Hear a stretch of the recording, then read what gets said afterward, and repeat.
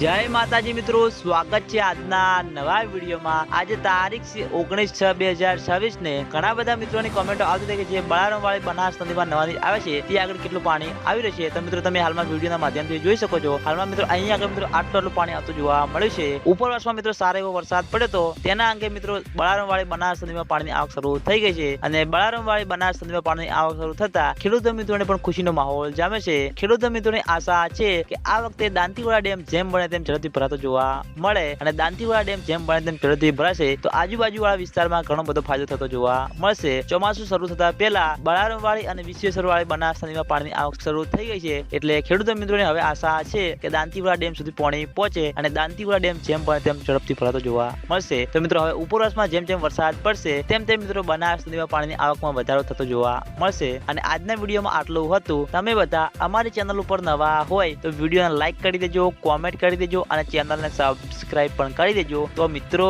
જય માતાજી।